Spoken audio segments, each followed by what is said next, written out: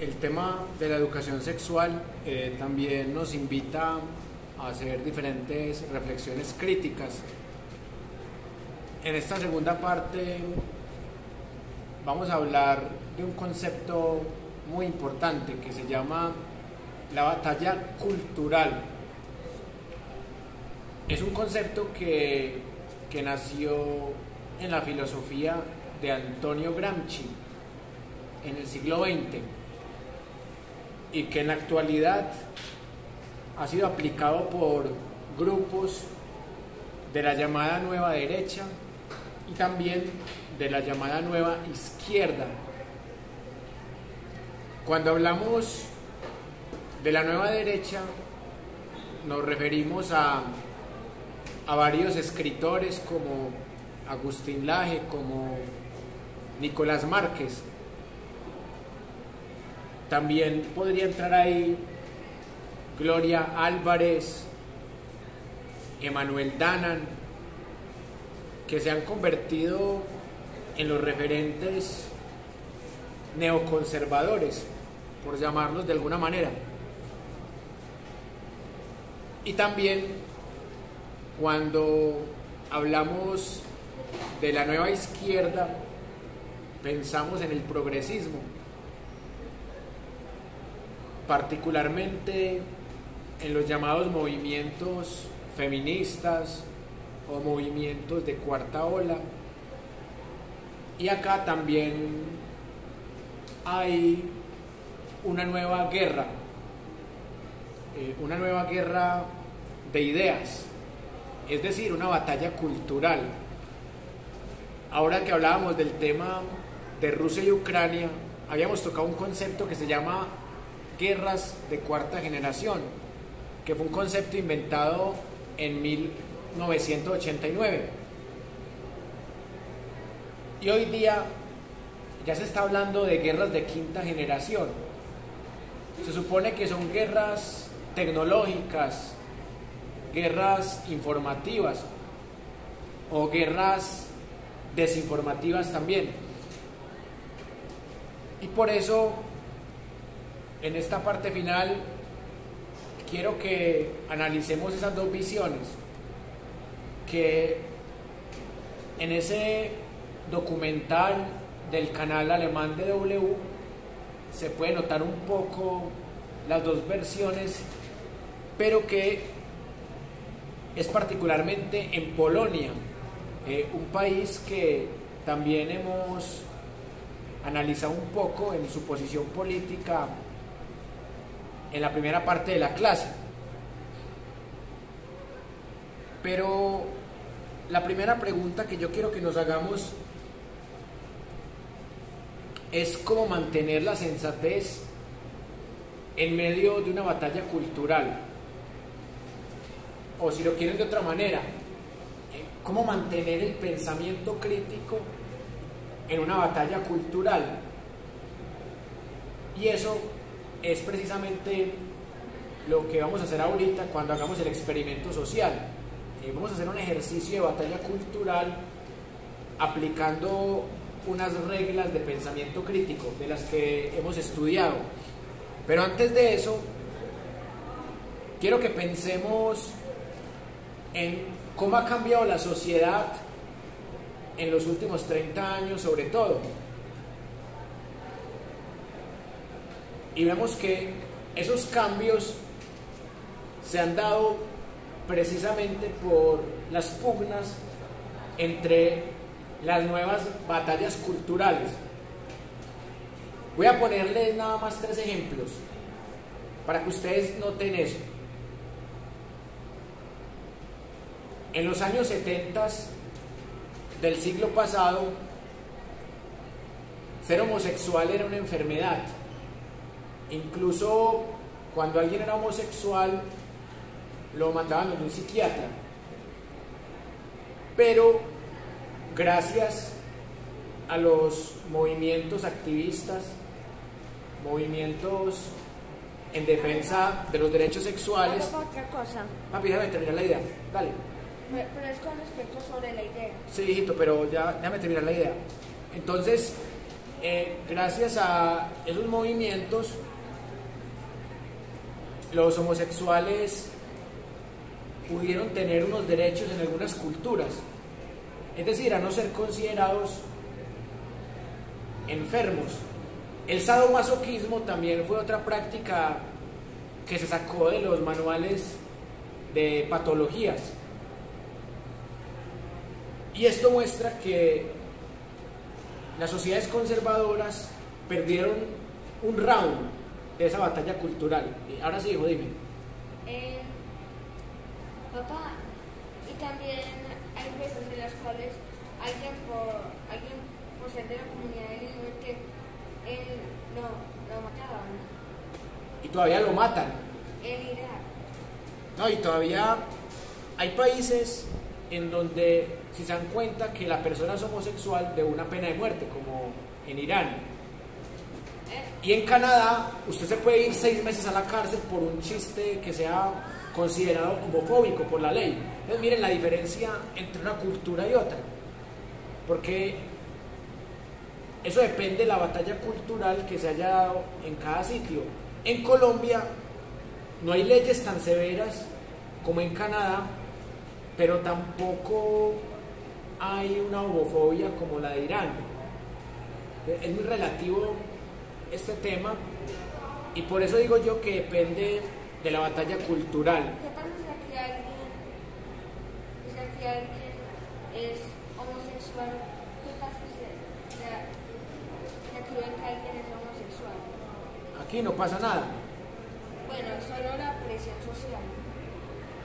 Pues, pero en la universidad no pasa nada, porque en la universidad ya hay una batalla cultural que se ha dado. Yo nunca he visto que acá en la universidad discriminen a una persona por su orientación sexual o por su identidad sexual. En la calle es diferente, porque en la calle todavía hay gente que grita cosas, todavía hay gente que golpea, gente que humilla o gente que mata. Por eso las peleas de la nueva izquierda y la nueva derecha merecen un buen análisis crítico, porque tienen concepciones muy distintas. Yo he notado, por ejemplo, que la nueva derecha sigue siendo muy conservadora, muy católica, muy cristiana. En temas como el aborto, ahí claramente tú puedes distinguir entre una posición de nueva derecha y nueva izquierda. Por ejemplo, esta gente de la nueva derecha, como Agustín Laje, como Nicolás Márquez, dicen que el aborto es un asesinato. Y ellos dicen que no se basan en la religión, pero defienden las mismas tesis de la religión dominante. Es curioso eso. Es como cuando uno dice una idea racista y uno dice que no se basa en los nazis. O uno dice, los judíos son inferiores y merecen morir, pero yo no soy nazi. Es algo así. Entonces, el aborto para esta gente es un asesinato. Y las feministas son grupos de exterminio para ellos, que buscan un genocidio colectivo o un infanticidio colectivo. Entonces, de entrada, nota uno que ni siquiera importa lo que diga la legislación vigente en cada país, sino que en estos casos pesa más la creencia de la persona. Otro ejemplo que también vale la pena debatir: algunas personas han implementado unas políticas de la llamada cultura queer. La cultura queer hace parte de la cuarta ola y habla de la no predeterminación de la identidad sexual. Es decir, que cuando alguien nace no se le puede decir que es niño o niña, sino que hay que esperar que la persona crezca para que defina su identidad sexual. Y hace poco hubo un escándalo con este cantante de balada, Ricardo Montaner, porque los padres de esta criatura dijeron que era de género indefinido. Y él montó una foto con esta criatura y le dijo ella. Entonces ahí llegó un montón de críticas contra Montaner, como, ¿usted por qué le dice ella? Queriendo decir que es mujer. Pero yo me pregunto, ¿quién dice que el ella es de mujer? Porque yo puedo utilizar el pronombre ella para un hombre.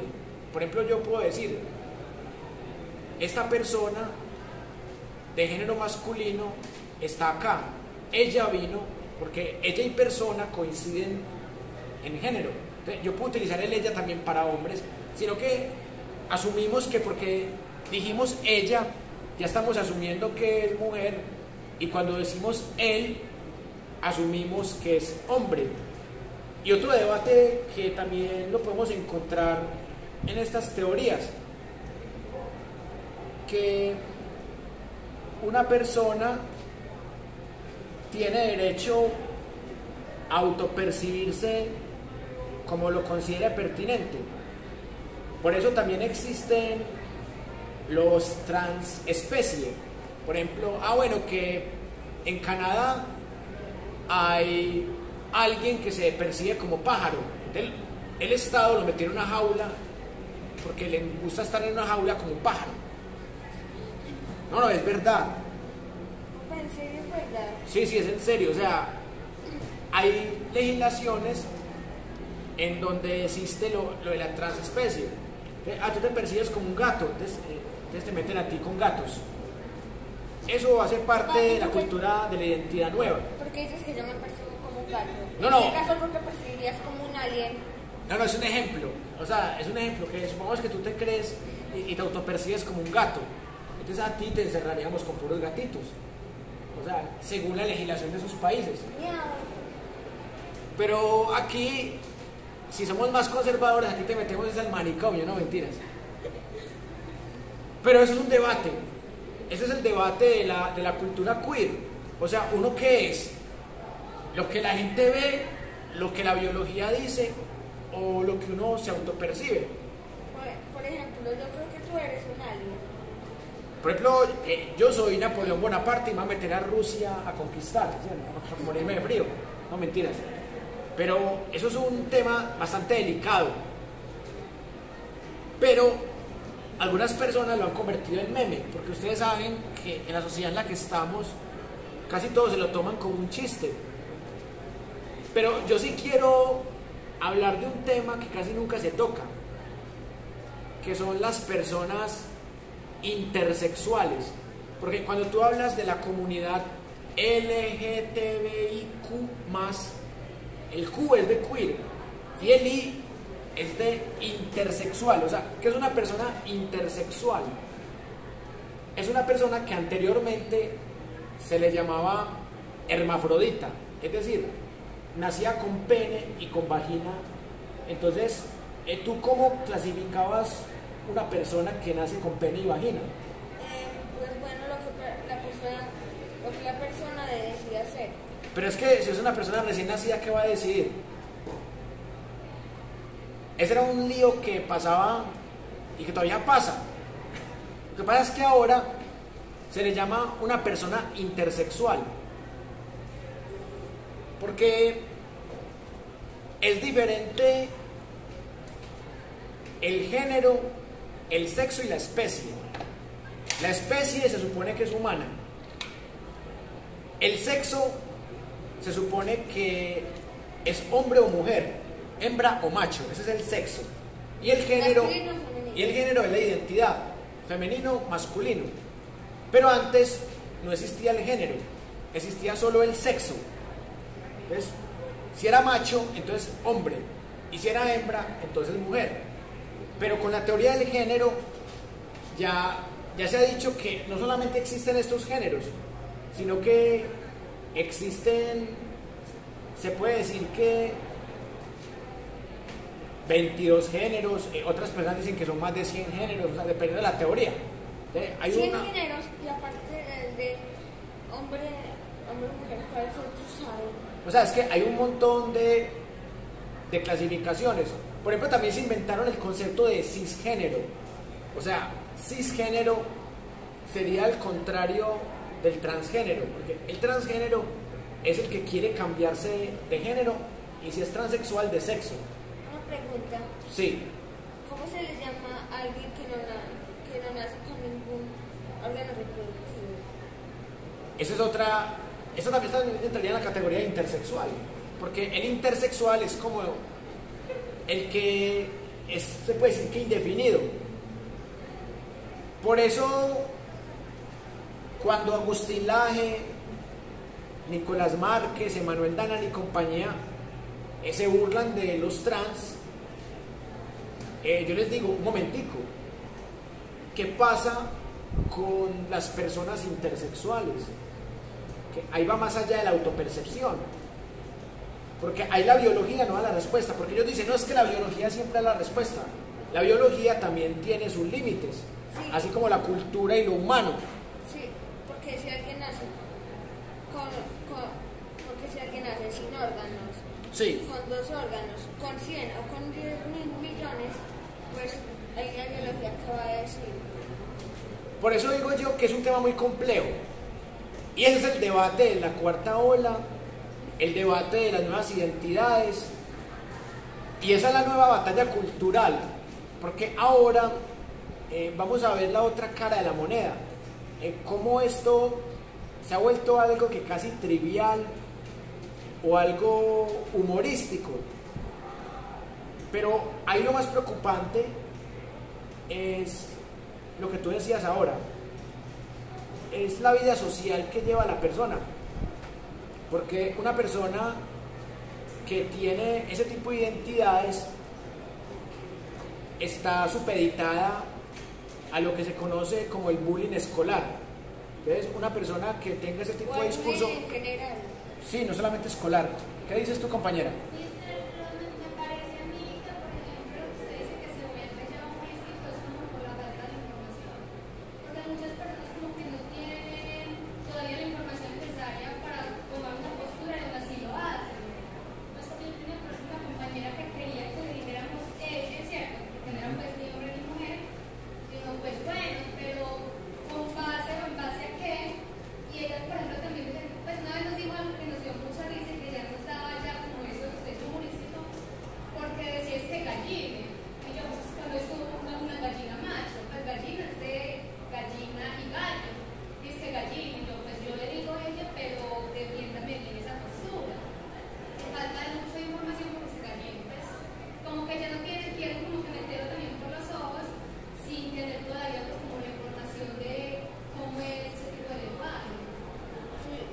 Es complejo.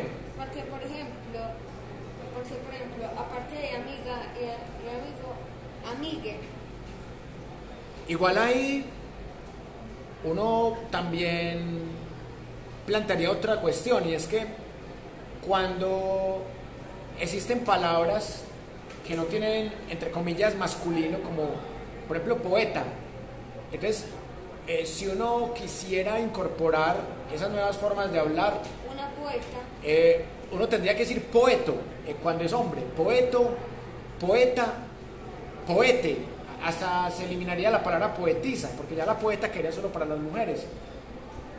Entonces ahí viene un gran debate de si hay que cambiar el lenguaje o hay que adaptar el lenguaje, o qué es lo que hay que hacer ahí, o respetar la forma de hablar de cada persona. Yo siempre he dicho que lo importante es la comunicación efectiva y que se note que hay un respeto. Juanse, dime. Entonces, el experimento social lo hacemos a las 5, porque va a tener que ver con esto. El experimento social lo vamos a hacer en 5 minutos. Les voy a explicar cómo lo vamos a hacer. Sí, que ya me lo explicó. Tiene que ver con Sí, esto. vea, el experimento social es muy sencillo. Yo les voy a mostrar un documental que dura como 3 minutos, 4 minutos. Yo les muestro un documental, lo vemos y alguien lo publica, puede ser en el grupo de asamblea UDA, alguien lo publica y nos metemos a publicar, a comentar esa publicación, pero dividimos el grupo. Por ejemplo, supongamos que somos 4, 6, 8, somos 8 o 10 personas, entonces 5 contra 5, entonces 5 se meten a atacar lo que dice el cortometraje y 5 a defenderlo. O sea, y le hacemos creer a la gente que estamos peleando de verdad, pero mentiras que estamos jugando. Entonces el experimento consiste en ver quién más se mete en la discusión y a favor de quién. Entonces eso se llama una guerra de redes sociales. Entonces, el experimento serviría mucho, bueno, si no tienen datos, pues se conectan del wifi de la universidad, yo creo que nos alcanza a dar. Entonces, sí.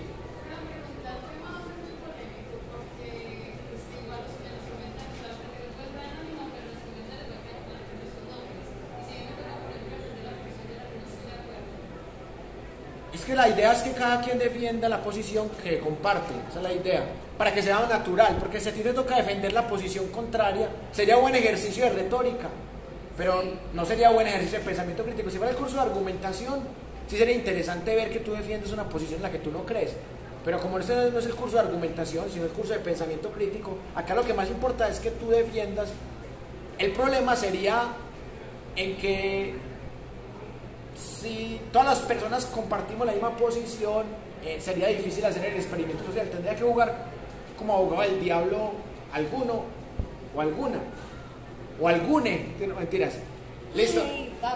No, hay que ser incluyentes, ¿sí? Recuerda, avance. Bueno, entonces, bueno, papel. El experimento va a ser muy interesante porque si somos 10 comentando al mismo tiempo, eso se viraliza. Papá, una cosa. Sí. También, por ejemplo, hay palabras como papá. Entonces, también hay palabras como papá, por ejemplo. Sí. Que sería también complicado, porque sería No. papá, papu o papé. No, porque de todas maneras la discusión hay que llevarla más allá del lenguaje, porque es una discusión ideológica. Lo que yo digo es que lo que nosotros digamos ahí no importa. O sea, lo que importa es ver cuántos o cuántas personas caen en la trampa. O sea, cuántas personas nos dan cuenta que estamos troleando. Porque realmente es un ejercicio de troleo. Porque ustedes saben que las guerras de cuarta generación se hacen es con bots y con trolls y todo eso. Pero yo solo quiero ver si la mayoría de la gente defiende el cortometraje o la mayoría de la gente lo ataca. Yo quiero ver es solo eso. Yo quiero ver es los argumentos que da la gente. O sea, si la gente utiliza argumentos que son acordes al pensamiento crítico o no, o si hay más ataques personales o más falacias o más sesgos cognitivos o más estereotipos. Si la gente ataca más con... Aunque aquí lo ideal sería que si alguno tiene un perfil falso lo utilice, porque es una forma de no cartelearse, porque uno con un perfil falso se suelta más. Bueno, es una sugerencia, ¿sí o no? Yo no tengo perfil falso, entonces yo me meto ahí con... Uy, y menos mal no lo tienes. No, porque... Si no te lo borraría. Ay, no, pero esto es muy autoritario. No, ¿cómo así? No, pero es que tener perfil falso es divertido, pero sobre todo porque uno puede meterse a la candela sin miedo. Es muy diferente. Bueno, entonces miren. El cortometraje el cortometraje, bueno, al que no le gusta, simplemente no le hace reír, pero el cortometraje da para mucha polémica. Porque yo siento que el cortometraje ridiculiza a todas las feministas y el cortometraje ridiculiza todas las posturas de la cuarta ola, y que discusiones como este tema que yo les planteaba de lo intersexual, el cortometraje no permite ver eso. Como diríamos en el pensamiento crítico, el cortometraje solamente hace reír y solo deja ver la punta del iceberg del problema, y no lo que decía la compañera, que esto va mucho más allá, que esto es un tema que implica asuntos de convivencia, asuntos de identidades, asuntos de batallas culturales. Entonces, que es algo más delicado de lo que la gente cree. ¿Y por qué es un experimento social? Porque no depende de nuestro alcance, porque una cosa es debatirlo aquí y otra cosa es debatirlo en una red social, porque seguramente se nos pegan unos cuantos más a sabotear también, o no faltará el que da argumentos serios. Y acá lo más importante es que ustedes asuman la posición que ustedes quieran, porque también es divertido cuando uno asume una posición contraria a la que uno defiende, porque es una forma de uno probarse y de uno autoevaluarse sus creencias, sus sesgos, sus argumentos. Entonces, para mí es un ejercicio muy útil. Una vez me dijeron, dizque neonazi, neofascista por hacer este ejercicio, pero yo considero que desde que uno lo haga con un fin bueno y desde que la gente lo haga tampoco sin arriesgarse mucho, porque yo pienso que si hay un riesgo porque es un ejercicio en donde vamos a poner a prueba nuestras ideas, nuestros argumentos, nuestras creencias. Bueno, neonazi. Ah, bueno, ahí fue cuando me dijeron gebeliano. Es que no, cuando yo dije, yo ese experimento no lo hago hace varios años, pero hoy me dio ganas de hacerlo. Pero cuando yo dije la verdad, ahí fue cuando me trataron de gebeliano. Pero yo pienso que uno no es gebeliano, empezando porque Goebbels mató a sus 6 hijos. Bueno, y yo no soy capaz de matar a mi medio hijo, ¿no? Cuando los soviéticos llegaron, Goebbels mató y su esposa envenenaron a los 6 hijos para que no caran en manos de los soviéticos. Bueno, entonces voy a mostrarles el cortometraje y ahorita sacamos las conclusiones del experimento social. No, aunque tú